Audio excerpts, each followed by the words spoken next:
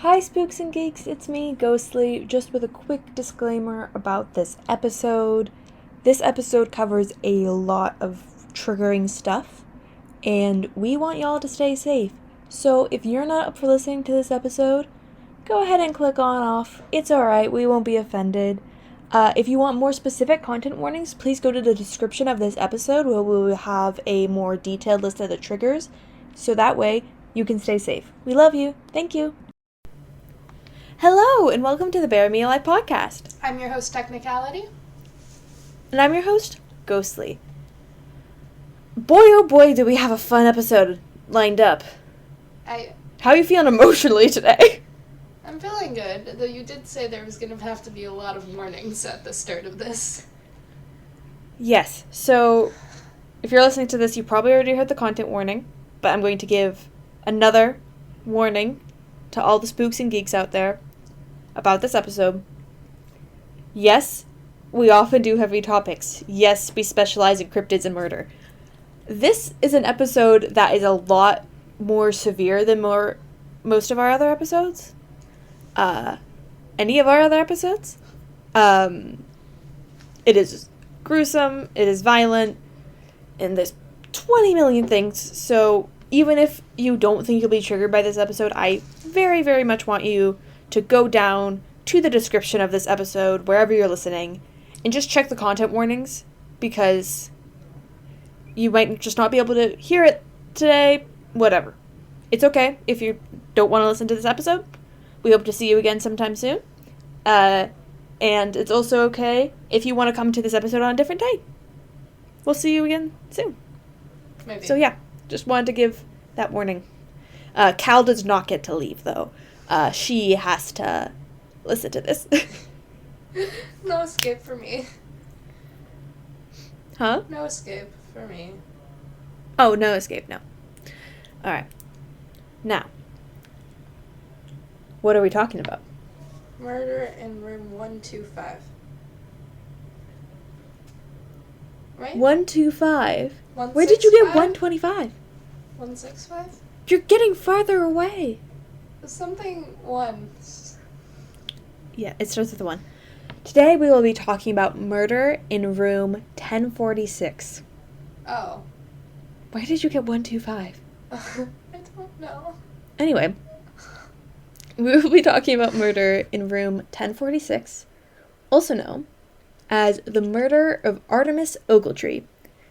Even though no one calls this case the murder of Artemis Ogletree, that's what it's called on Wikipedia. Wikipedia, what are you doing? No one calls it that. Anyway, so, like any good mystery, the story starts on January 2nd, 1935 at 1:20 p.m. Because, you know, every murder starts at 1 p.m. Yeah, and it has to always be in January. Oh, and 1935. Yeah, those were the only mysteries that were ever worth solving. Why he was checking into an hotel at 1 p.m. That is a weird time to check into a hotel. Anyway, there's a lot weirder things about this case. So, yeah, let's get into it. So, like I mentioned, January 2nd, 1935, a lone man, which means just one man, checked into the President Hotel in downtown Kansas City. He checked in under the name Roland T. Owen, but was later identified as someone by the name of Artemis Ogletree. However, there were no real records on Ogletree. For the time being, we will be calling him Roland T. Owen, or Owen, or Roland, or whatever I'm feeling like. Maybe I might switch it up. Who knows? But as of the time, we do not know that he's Artemis Ogletree, even though I just told you. Pretend you didn't hear that. It's for the case of the story. So, he checked in that afternoon, and as he was taken upstairs by the bellboy, he was led to room 1046, and the bellhop taking him to his room noted that he had no luggage. He had 3 things. He had a comb for his hair, a toothbrush, and toothpaste. That's it. How did he check in without an ID? What do you mean? It was 1935. Did he just say, walk up and say, hey, I'm this... Hey, I want to... Yeah, he could do that. Presumably he had cash. Oh, okay. Because it would... Yeah, he paid with cash. Because if he had a credit card, that would make things too easy. So he shows up, says, hey, I want a room. My name's Roland T. Owen. They book him a room in 1046 at the hotel. And he paid them, and they went about his way. Fair enough. It was 1930. It was the 30s. No one cared. It was the 30s in Kansas. Fair enough. The only thing people cared about was not getting swept up in a tornado and going to the Wizard of Oz. His room was on the 10th floor, and then he just stayed in his room. His behavior struck the staff as odd, but they didn't really think much of him. It was, again, the 30s. It was kind of a sketchy hotel. It's not their problem. No, it really isn't. They were like, okay, mind your business. And they often played host to people who were out of town and mainly businessmen, so people coming in on work. Their hotel was in a good spot for that. So, you know. Also, they were a hotel that had quite a bit of prostitution. So the less the staff got involved, the safer everyone was. Fair enough. So they didn't really think anything of his behavior until he turned up dead. But we're not to that part of the story yet. So you'll have to wait and see. The suspense. The same day that Owens checked in, the hotel maid, Mary Soptic, stopped by to clean the room. You know, typical routine cleaning. It was around noon, so this was actually the next day. My apologies. And most of the hotel's residents were out for the day because it's typically business people or people on vacation and stuff, so typically they're out. However, upon reaching the room, Soptic found the door was locked from the inside. And didn't really think anything of it, so she knocks on the door and Owen answers. And because it's awkward if you're someone who works at a hotel and you knock on the room to clean it and then someone's in the room, she kind of insisted. She said that she insisted thoroughly that she could come back later. Like, she really did not want to be cleaning the room with him there. However, he also insisted that she was fine to just clean the room now. So she went in and she found the room in complete darkness. The shades were tightly drawn and there was only light coming from one very small, dim table lamp on the bedside table. And if you've been to, like, kind of the hotel with the vibes that this one has, you know those things don't provide any light. So it was basically pitch. Sounds like he was hungover. That's a lovely theory, but I don't think that's the case.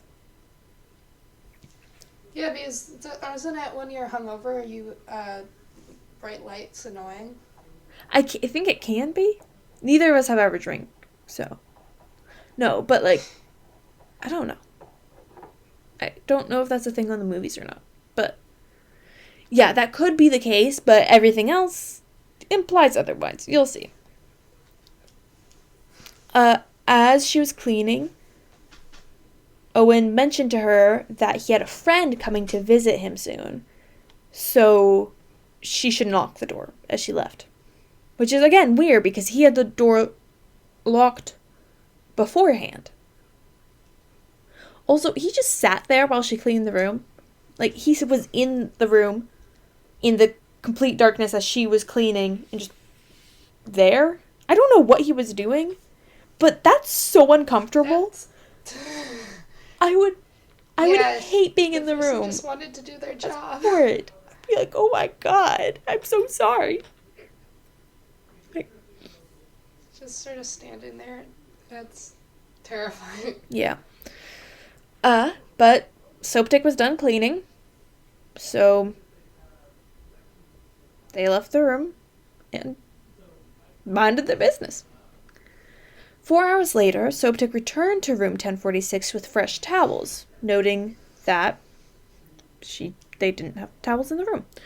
She found the door was still unlocked from when she had cleaned that afternoon, and when she entered, she found Owen laying fully clothed on top of the made-up bed, seemingly asleep.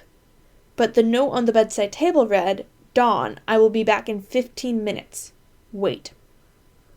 The room was still pitch black, and he was just laying on the bed fully clothed and appeared to be asleep. And we don't know who Dawn is. That's still something we don't know. But that's all that was left. That's interesting. Yeah, you have no idea, dude. You have no idea what's coming. The next morning, on January 3rd, Soapstick continued with strange interactions with Owen. Around 10:30, she stopped by to make the bed and found that Owen's door was locked from the outside. So, this is a really weird design choice, by the way. Just pointing that out already. That's already odd. But that's the detail we're going to pass over. I can see Cal's face right now, and she's like, what the hell are you talking about? We're ignoring that. So, the locks in the hotel could be locked from the inside of the room, like most hotels, but they could also be locked from the outside. And when Soapstick went to go make up the bed, it was locked from the outside. As in you couldn't unlock it from the inside? That means someone had locked him in the room. That's not a good... That's like a major... Yeah, I told you we're not going over the design choices and safety choices of this, alright? Because she assumed that, meaning that the room was locked from the outside, that maybe Owens had gone out for the day, so he locked the door as he left. That actually makes sense, you know? That makes sense. Yeah, if that's how the doors work, but... Yeah. Wait, just to clarify, with the door locks, if it's locked from the outside, can you open it from the inside? Unclear. But...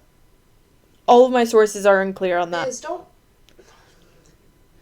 Don't door locks just always work both ways? You have the little thing you twist inside and then you unlock it? I don't know what kind of locks you have, but... That's a lie. I do know what kind of locks you have, but I don't... No. You have the keyhole on the outside, like, of the door, and then on inside you have a little twisty thing that you use to unlock it or lock it. So you can never lock yourself in, but you can lock people out. I don't know, dude. The design was weird. But that's not what's important right now. Soapstick took the master key she has. She's the maid of the hotel. Makes sense. And so she unlocked it to go clean, and to her utmost surprise, Owen was still inside the room. And it was locked from the outside, meaning someone had locked it from the outside. He was sitting once more in the dark. This time he was in the chair in the corner of the room. And based off of the previous weird interactions that Soapstick had had with Owen, she just decided to clean. He didn't seem to mind. Not her job. Not her job. Mind your business. But then the phone rang. So Owen picked it up. And he said something very odd. He said the following: "No, Dawn, I don't want to eat. I'm not hungry. I just had breakfast." After a moment, he repeated, "No, I am not hungry." So that's the second time this character of Dawn has come up, who's still unidentified today. And the first message that we had relating to Dawn was what was left on the bedside table that said, "Dawn, I will be back in 15 minutes." So it could be implied that maybe at the time, Owen could have been named Dawn. However, now Owen is on the phone talking to someone named Dawn. So, Who seems to be in and out of the hotel. yeah. Because if he left a note to Dawn in his room, that implies Dawn has been to his room before. So entered the hotel, but no one noticed. Do you remember what Owen said to Soaptick when she was leaving the room after cleaning it for the first time? Leave it unlocked. Because they have a friend coming over. Mm-hmm. Could that have been Dawn? We don't know. But after Owen hung up the phone, he began to ask Soaptick about her job at the hotel.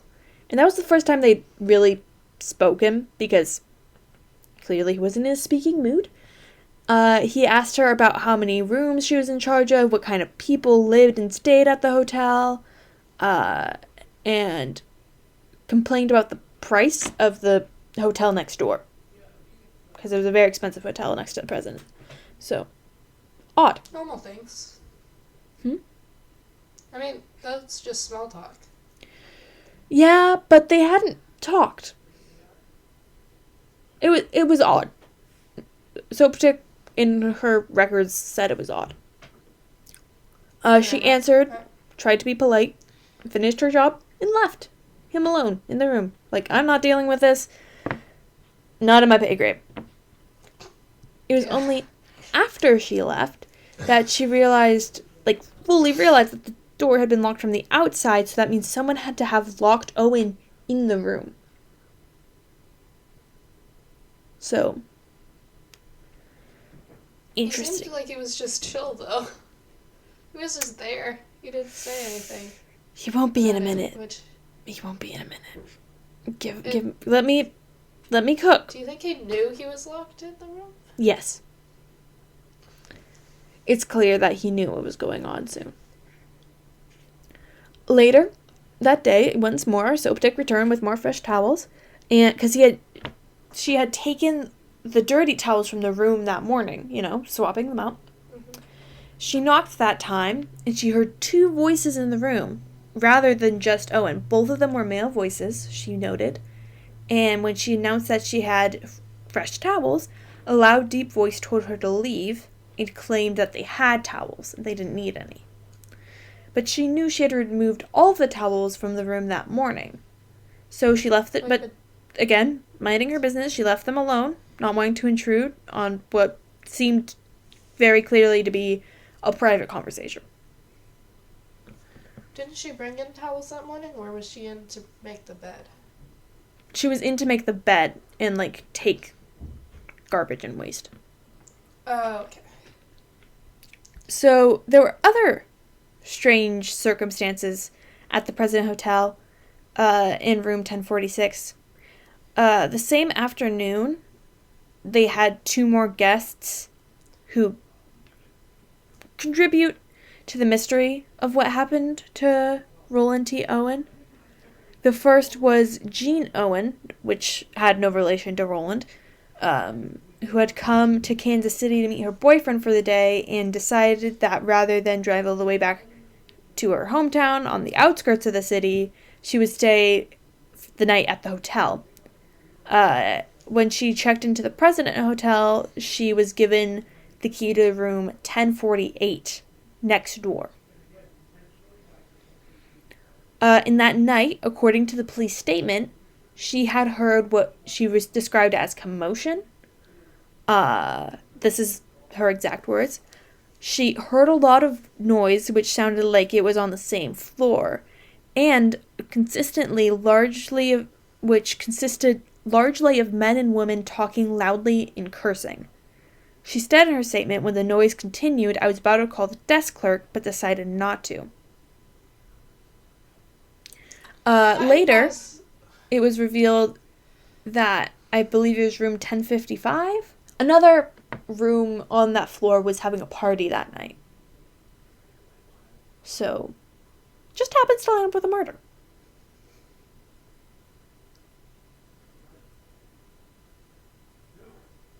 That's interesting. Interesting indeed. On the evening of January 3rd, there was a commercial woman who frequented the rooms of the hotel's male patrons. You can put that one together. Yeah. On the evening of January 3rd, she came into the hotel searching for a certain man in room 1026. However, despite being a quote-unquote very prompt customer, she couldn't find the man she was looking for, and she searched for well over an hour on multiple floors, but gave up and went home. Both of the statements of the woman raise more questions about what happened to the man in room 1046. So 20 rooms down. Or up. Over. Yeah. Directions. Yeah. Alright. Now, are we ready? Yep. The next morning, on January 4th, 1935, the bellhop received a call from the hotel's telephone operator. The phone in room 1046 had been off the hook for 10 minutes without anyone using it.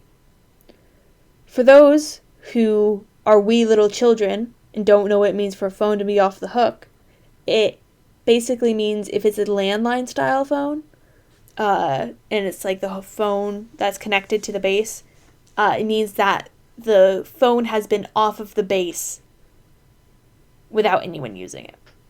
If the phone is on the hook, it's just placed where it's supposed to be. So that basically means the line was in use and open, except no one was using it. And it had been there for 10 minutes. I didn't know that they could tell. Yes. They can tell when it's not in use. Because of that, the bellhop went to check on Owen and noticed that the door was locked with a do not disturb sign hung on the doorknob. But he knocked on the door anyway, because he was concerned, trying to figure out what was going on. Owen told him to come in.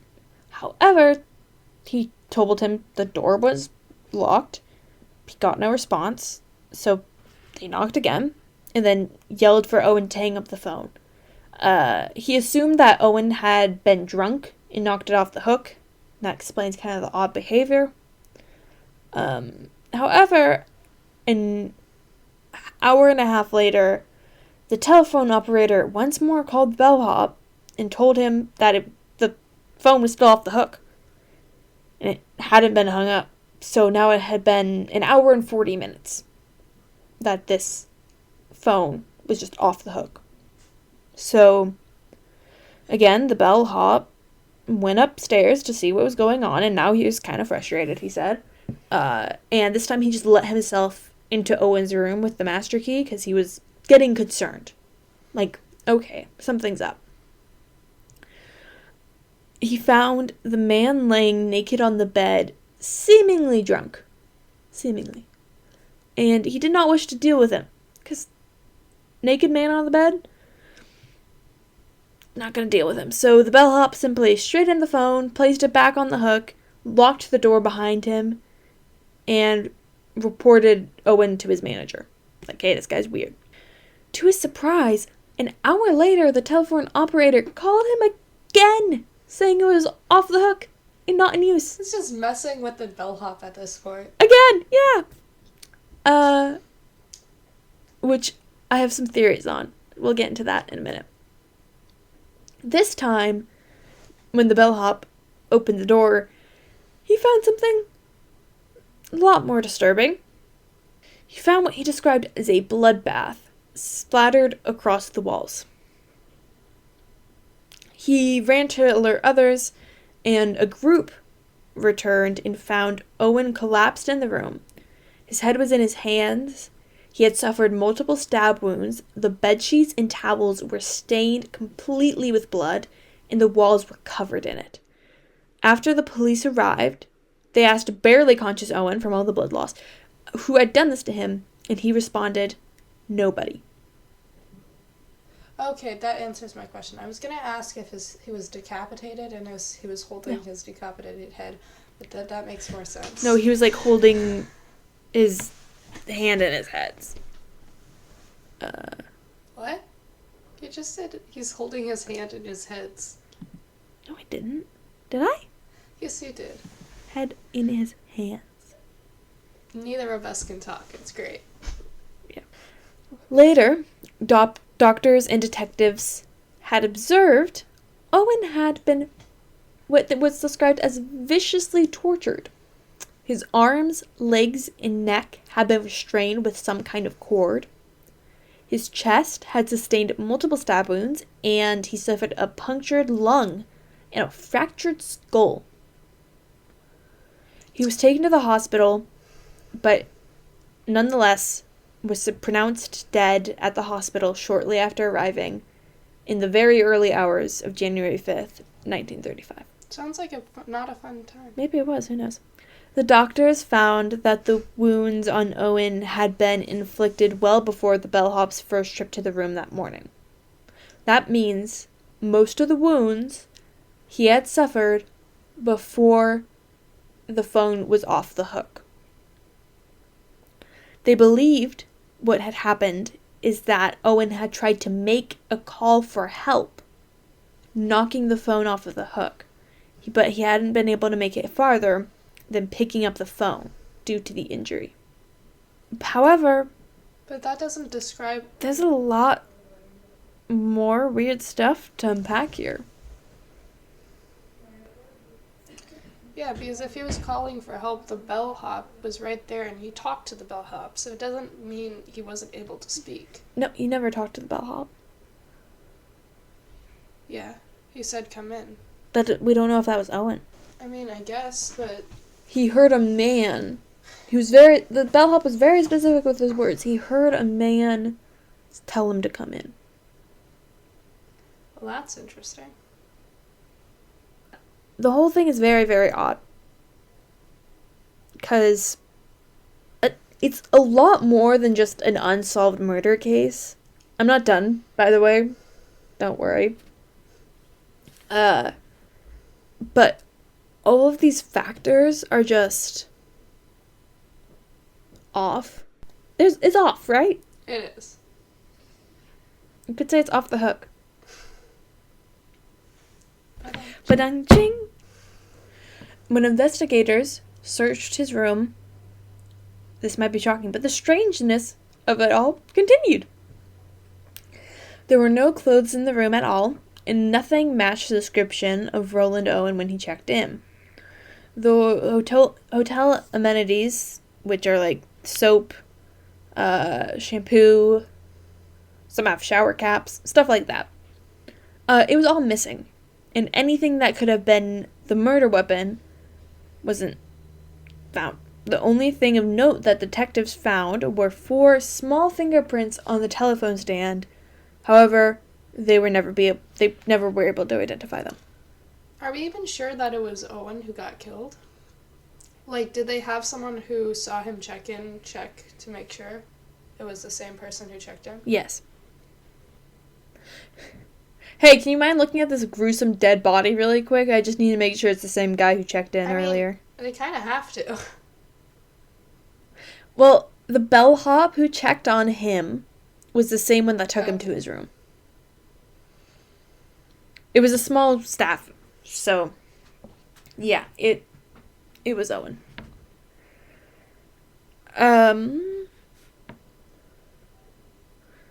Also, shocking, the detectives found that Roland T. Owen had never existed.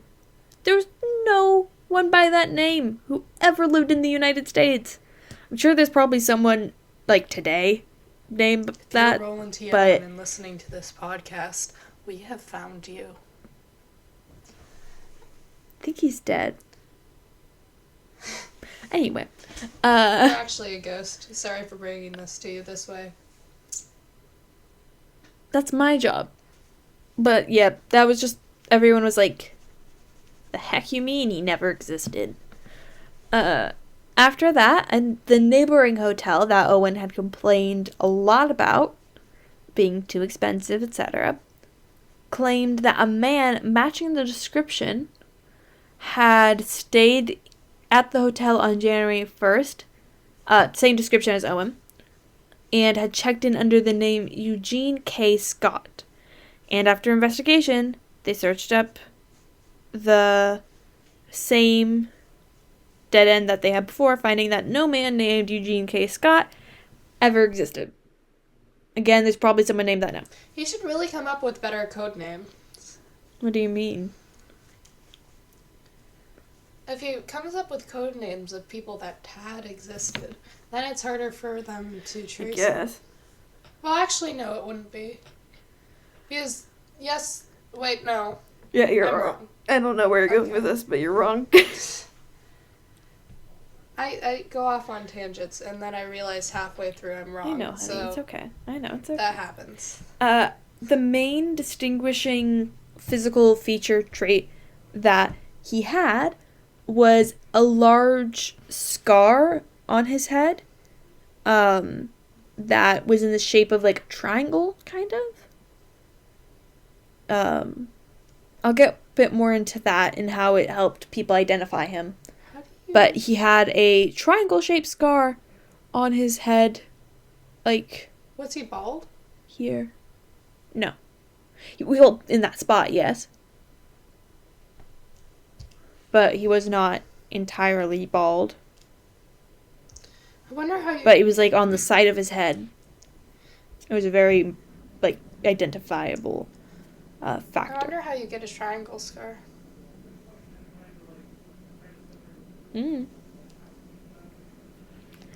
Was it a filled-in triangle or an outline of a triangle? Full bald spot. So I like how you're hung up on the shape of the scar more than I'm just like, oh, by the way, he had a scar on his head, and you're like, tell me more. I mean, it might have to do with his history, because triangle-shaped scars. All we knew is that it meant that they were able to identify him. I don't have anything more on it. Over the next couple of months, various people identified the body as a loved one, though none of the identifications were able to stick until the case ran cold, and the detectives decided to bury the body. The funeral home that was burying him received a mysterious call not long after. A woman who refused to give her name but said that she would be sending funds for him to have a proper burial. They received an envelope a few days later containing money wrapped in a newspaper. They arranged a small funeral, and a bouquet of flowers ended up showing up at the funeral home. And it had a letter that only said, "Love forever, Lucille." A year later, a woman named Ogletree claimed that Owen was her son, who had been missing for years. She claimed that his name was Artemis Ogletree, and that he had been staying at another Kansas City area hotel at the time he went missing. There wasn't any more evidence to her case than any of the others, but police were eventually inclined to believe her. I mean, why would you just claim some random dead guy as your son? Fame? Pity? Desperateness, if her son was missing? They ended up believing her and being like, okay, yeah. However, there's some people who claim that it was only because they lacked evidence through the rest of the case. But to this day, the case is unsolved, still open. And it is opened yearly by the Kansas police as new pieces of evidence still begin to come forward. But for the time being, it is an unsolved case, and as far as we know, it was Artemis Ogletree. That's really interesting. It's a kind of unsatisfying ending. Like, yeah, it's kind of just there. It's kind of just there. To be fair, technically speaking, the person who murdered him could still be alive. From 1935? No. How old would they be then? They'd be 90. Well, 90 plus whatever age they were. Yeah, before. so they're probably dead, because presumably that person...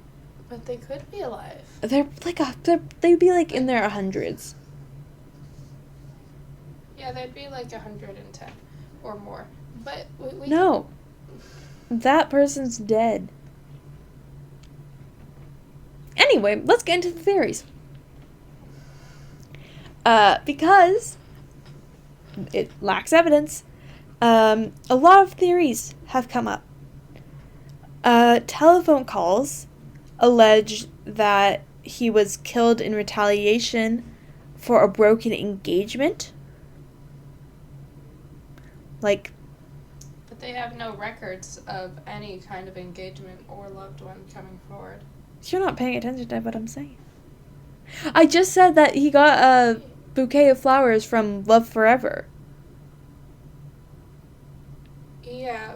The theory is that... Have a record of some sort of... Why would they have a record of that? Not of an engagement, but of... Not if it was from when he went missing. Never mind. Oh, fair enough. Organized crime / the mafia has also been considered. The name Don is also a title for a mafia boss.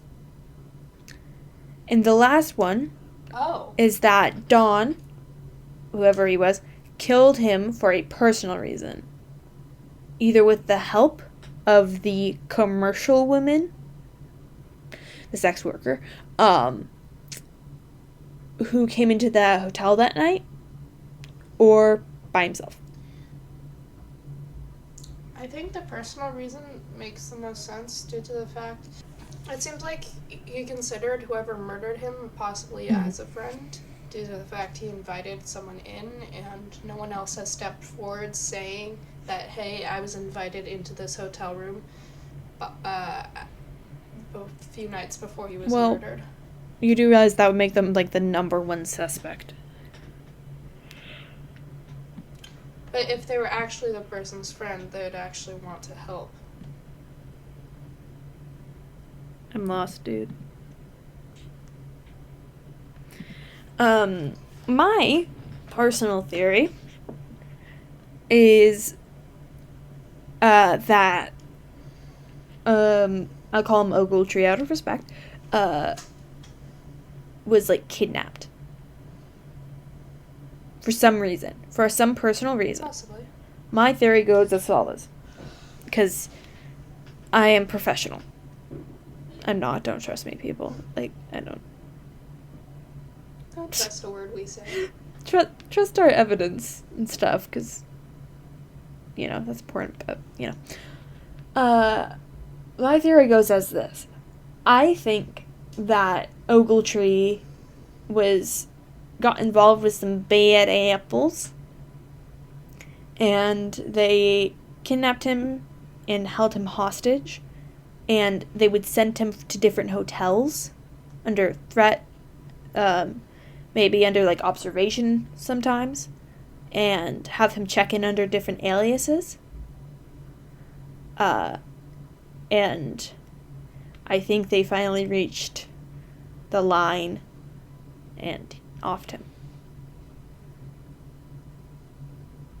Why do you think you'd have him checking into different because if they're if you're holding someone hostage and you're trying to make sure that people don't identify them, keeping them in one place for long, it doesn't work well. Trust me. It doesn't work well. So much experience. Yeah, because I watch a lot of Buzzfeed Unsolved and Unsolved Murders. Definitely. And I read a lot of Sherlock Holmes. I have experience. As in, I watch too much TV. What's your theory? I've already stated that I think the person who came in was Dawn, especially due to the 15 minutes thing, implying that Dawn would be coming back, and has been. What do you mean by the person who came in? Oh, yeah, no, that's no question. Yeah. Whoever Dawn was killed him. Like, people will have other theories, but I'm just sitting here. Like, I was reading over some other theories, and I'm like, no, Dawn definitely killed him. Might have considered Dawn a friend.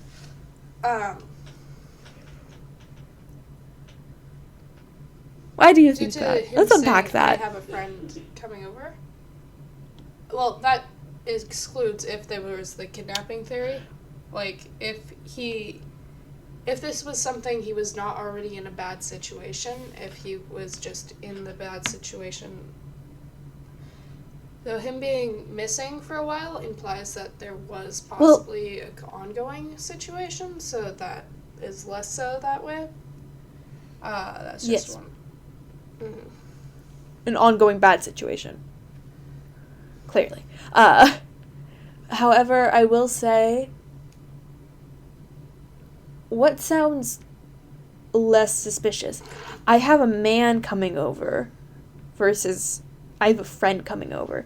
Also, mentioned, the hotel was kind of known for letting, what did they call them? Commercial women hang out. And a lot of them conducted business in that area. So, they were also probably used to people saying they have a quote-unquote friend coming over.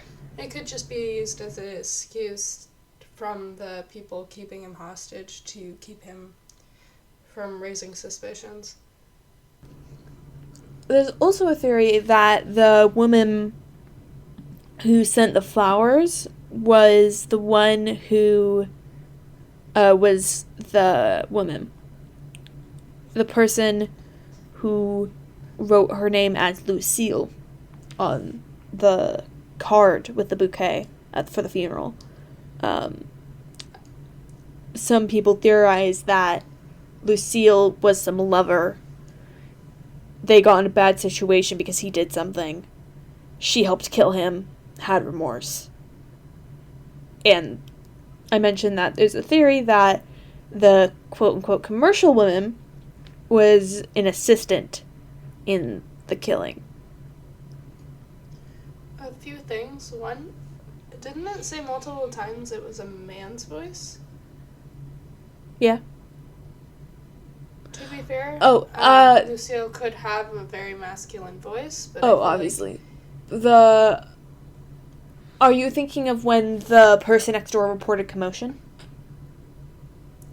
Not that, but when you said, when people were talking to him, it was always a male's voice. However, the reason a lot of people only get to the commercial woman is because the night of when presumably the torture started, due to autopsy and what doctors found, is that it was because next door it was reported that they heard a lot of loud sounds of commotion, including swearing, from voices of both men and women. Didn't you say there was a party nearby, though? Yes. That is used as, like, a justification. However, they still heard male and female voices, so that's what leads into that theory that there was assistance. You said there's usually a lot of... It's messy. Commercial women in the hotel? Yes. Why specifically that commercial woman? Because she came the night of the murder, and she kind of just wandered around for an hour because her client was a no-show. If people saw her wandering around, that gives her not a lot of time in terms of being able to... Here, let me go through the exact really quick. Hang on.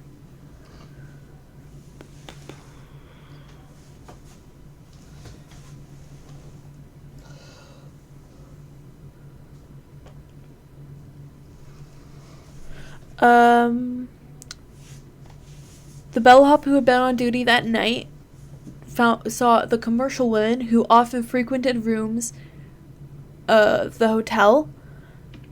On the evening of January 3rd, she came into the hotel searching for a man in room 1026. However, despite being a very prompt, quote-unquote, customer, the woman couldn't find the man she was looking for. After searching for well over an hour on multiple floors, she gave up and went home.